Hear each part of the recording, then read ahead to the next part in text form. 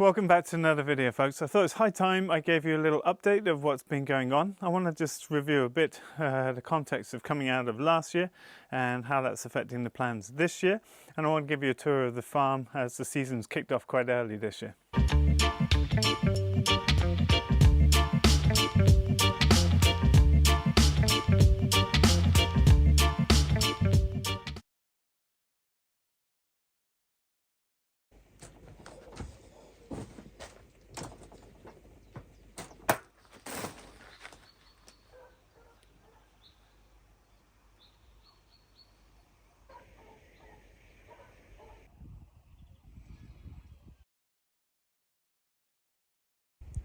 So a big transplant day today.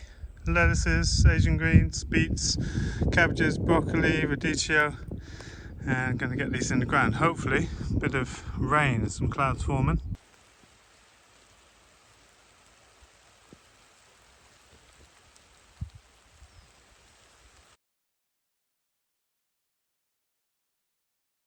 So this is the veg plan for this year, and targeted mostly around crops producing for the opening of the restaurant. And we've got flowers, potatoes, as well as extra crops over at the restaurant. And it's been interesting replanning the gardens for our changing needs. We've actually had the first rain today for weeks, and it's been a really hot start to spring. We've actually got dandelions in flower a month earlier than typical. So that's been great, and now we need a bit of rain to get the pastures hydrated. I want to start by just telling you a little bit of the context. So last year we started up Siligorn, the restaurant, and I just took on a huge amount more than I could chew, as it were. And that was based around the hope of starting up a collaborative business that wouldn't land upon me, but inevitably if you're putting cash forward, it puts some of that, authority onto you. And so it didn't work out quite how I wanted. And last year was very, very stressful, trying to make ends meet, lots of expenses and investments and huge amounts of salaries going out. And in the end I had to lay off the farm staff a little early because I just couldn't keep up with all the expenses. So we decided already last autumn we would make ourselves a shorter, more intensive season this year, and we actually only have farm team here for 2 months this year, and we're only opening the restaurant for 6 weeks, but we are planning to open Friday nights, Saturday nights for concerts, and then Sunday for brunch. We're also holding a 2-day Regenerative Agriculture Festival. I know many of you have already got tickets. You can find them in links below if you want to come for 2 days, grassroots talks and celebrating together and networking. It's going to be really awesome at that beautiful venue. So we started, just Nora and I, my partner and I, are here at the farm, although she's away a lot in the spring because her father runs a cool company in Norway doing ecological restoration and survey work, so she works a lot away in the spring. So it's basically been me primarily setting up all the plantings and getting plants in the ground, forest raised pigs, and dealing with the cows, the sheep, the lambs, and lots of things going on. So one thing to say is our season started early. Now it's been virtually impossible to get broiler chicks here in Sweden because of bird flu outbreaks in the parent birds. Now we actually were offered 1,000 birds early in the season, which is a risk with the weather, but it paid off for us with the weather. So Nora and I have actually put away 1,000 birds in the freezer already.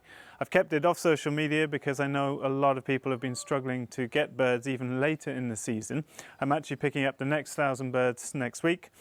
But that's been an incredible process to process all those birds with just 2 people. Those of you that have followed the channel for a long time know we've got our on-farm slaughtery, one of the cheapest approved units in Europe. But it's built for 4 people at least, and 6 is optimal. So it was a very, very interesting process to do that with just 2 of us, and I learned a lot in the process. So I think I'll leave it at that, and I'm going to make a whole separate video about that because I know many of you interested in this will be doing it with 1 or 2 people, and we got pretty efficient, I would say, at doing that and did a really good job. So that's been an exhausting process to kick off the season, but I'm super happy, and I'll tell you a bit about what we're producing this year. So as I said, we only have people here for 8 weeks this year, but we're producing a lot. We're going to sell about 5 tons of pasture-raised chicken. We're going to sell about 250,000 eggs. The hens have been put back until June. And we're also going to sell about 1 ton of grass-fed beef, and we'll have a lot of lamb for sale in the autumn and about half a ton of forest raised pork. We're also doing a lot of cut flowers, so behind me the south beds here have been put down to some potato but a lot of tubers for cut flowers for the restaurant, which I'm really excited about. And yeah, it's going to be a lot of production in a short season, and then just us at the end of the year to finish up the productions. I want to just show you through the sand garden at this point in the year. So actually this is one of the first jobs of the year, is cutting all the plant material away, and which has been left standing over the winter, to allow new growth to kick in and keep the organic levels low in here. It's the whole strategy in the sand garden. First flowers are appearing, and you can see this little ladder here. This is actually a secret way into a new cat flap at the top floor for Monkey the cat, because we have Mira the dog living here and they do not get on. So that's a little solution. But you can see we've been through, there's some weeding to do on the pathways here. We get a lot of things self-seeding and some weeds coming in the pathways, but we've been through and got this ready, so it's looking beautiful. And if you follow through the season, you'll see all of the different faces and colours and textures that come up in this beautiful garden, which is just a wonder. It's been such a beautiful project and it's going really well. You can see some of the plants spreading and some of the grasses are very rampant, so we've just got to decide how we intervene, but it's looking beautiful. So these are the beds that I just uncovered after 4 years with silage tarp on them. I posted on Instagram. If you don't follow me on Instagram, I post there on a daily basis, not so much on YouTube, but I'll try and update you more this season. But I'm doing system of wheat intensification trials. So I lived in Southeast Asia for several years, and something that's spread all over rice growing countries is system of rice intensification. Basically growing single plants much further apart to allow plants to express their full physiology and photosynthesize down to the base of the plant, and you get much deeper rooting, much more drought resistant plants that rooting in a deeper profile in the soil, so they're more nutritious and dense and solid grains that are of higher quality, and that allows the rice growers to only flood the paddies once in the start for weed control. And it's an interesting idea, and I remember visiting a farm in Belgium probably 15 years ago that were trialling out wheat on wider spacings, and that caught my attention because of knowing about SRI. I've always wanted to do that, and these beds have been sitting covered because we've scaled our veg production down to our restaurant and our farm needs. And so I wanted to just put these back into growth, and I decided this would be a fun experiment, and I'm just interested on my own account. So I've seeded most of this at conventional spacing using a Jang seeder, so about 8 or 9 plants every 10 centimeters and 6 rows to a bed. And then on the beds on this side of me, I've planted multiple different spacings, really low density spacings of different combinations. And so I'm just very curious to see how that goes. I'm not really going to give this any attention over the year because we're going to get busy with new birds coming, layers coming, out grazing with all the animals and setting up the restaurant again. But I'm curious, and I'll take you along on the journey as you go. Pause for a quick ad read. Most of my subscribers here and followers on social media haven't actually read my books, and this is the most condensed practical information and knowledge that I can share with you. My book Regenerative Agriculture is available on PDF as well as hard copy. We ship all over the world. Ridgedale Farm Builds is 3D CAD plans of how to build all the farm infrastructure you see around on our social media. That one's only available as PDF. And our farm cookbook that's focused on year-round, nose-to-tail, seasonal eating is just a joy to use and preserve all the food we have at the farm as well as what we fish and hunt. You can find them in the links in the bio. Check them out. So already done one brooding cycle, but a new brooder setup. So we've got space for 1,000 birds here. So we follow the organic standards, even though we're not certified organic. And you need about 10 square meters for up to 250 chicks when they are staying in here for up to 3 weeks. It's all weight to space ratio. This is the space we've always used, as you might have seen in the Ridgedale Builds book, and excited to get the next batch of birds in here. So some of the plants that were up at Silly Garden that we grew out from seed, species that are already in the sand garden, but these need to be washed and clean all the compost off their roots, and then they're going to be added to the sand garden. We also added a bunch of bulbs that were left over from the south bed plantings, so it's going to be a whole new depth of colour coming this season, which is beautiful. So these two ladies are sitting on, I think, 17 or 18 eggs that are due to hatch hopefully in the next week or so. Proud papa. So we've been blessed with a lot of lambs, a lot of male lambs this year. I'm actually employing the lamb mower, just cutting the banks and the edges around the tunnel here. We've actually been clearing some of the windbreak. We wanted to pollard this to get it into a ramp shape for the wind, for ramping wind over the fields. But we're a little bit late. Got to do that in typically January, February here. These are Gotland sheep, except for the white ewes. They're Rhea 4. And we like them. They're very small, but they're very hardy, and they're good sheep. They do what a sheep's meant to do. They convert grass to milk and wool and babies. They've all had 2 babies without any help, any complications, and that's, in my mind, what makes a good sheep. So we've been really happy with them. You want to say something?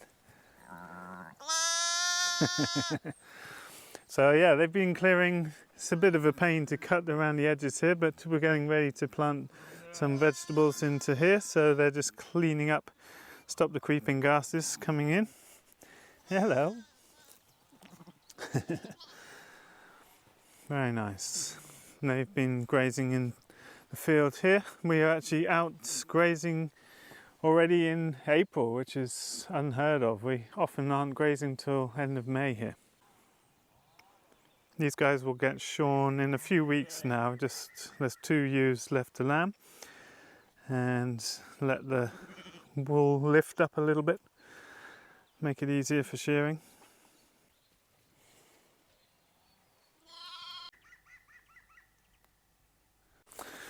So we get on the trusty Suron, and I'll take you up to see the other animals. Do check out the listings for Silly Garden. We've got some incredible concerts again this year, and we're open more often for food from the farm, and excited to meet some of you there so you can taste the farm. And also really looking forward to the Regenerative Agriculture Festival, and the aim is to create a really grassroots events where people contribute with talks and workshops in all areas of regenerative ag, and everyone's camping together, pitching in together to cook food and keep the spaces in order.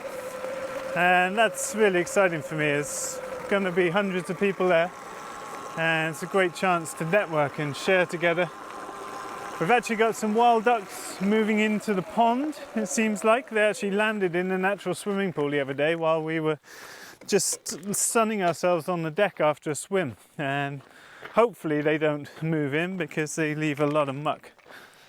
But it's greening up pretty fast up here. I mean, if you've seen the drone footage, compared to the neighbour's land, our land pops a lot quicker and grows later into the year too. But we've kept the cows in for now because we've got some going for slaughter, and I want to let the grass get away before we really impact it with them.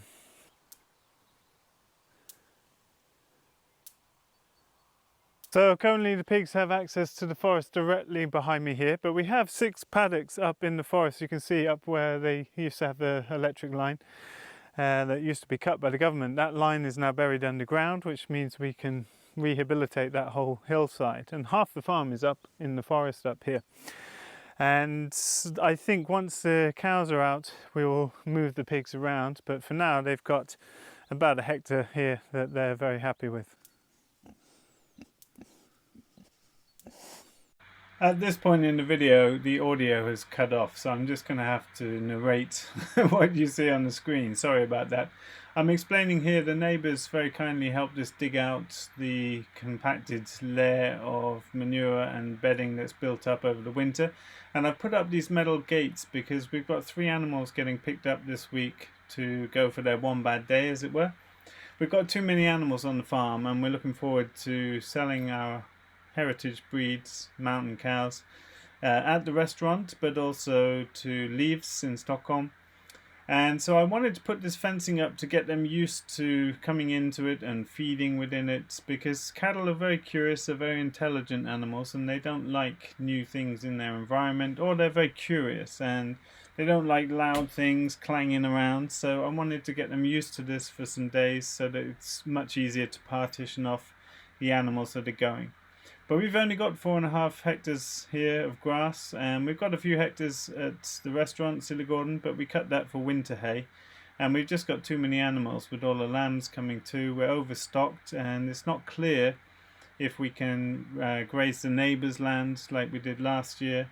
They've promised it off to another farming friend, so we have to just reduce our animal numbers at this point. While we're up here, you can see something I've documented over the years on YouTube. If you look at the neighbour's land, it's thick. It was monocultural spruce that's just been clear cut and allowed to regrow with 2 or 3 species. And you see the stumps at the base there. It's still got blueberries and other forest species, not very much forage under that. And then you turn to our land, and the cattle have really been grazing the lower branches. It allows more light through. It looks very barren now after the winter. It was quite a wet winter. But as soon as the cows go out now, that will green up, and there's a lot of light comes through to the forest floor. So it's a lot of forage grows. It's pastoral species with all that timber up above, and you can really see through the landscape. And animals driving ecology in the direction that we decide to steer it in. This is land that's utilized by pigs as well as herbivores, and we're just shaping the ecosystem in a way that suits our pattern of land use better and is more productive. Look at the size of these trees through the animal fertility to the trees over there. It's pretty amazing. Well, that's all I've got time for today, folks, and I'll make another video soon to explain the chicken process. I hope some of you will find that useful and interesting. Don't forget, there's courses on in market gardening and also our regenerative agriculture design training. There's still a spot on the internship too. You can find all those in the links below if you're excited about regenerative agriculture, human scale, real food for real people in local communities. Thanks for watching as always, folks. See you in a video soon.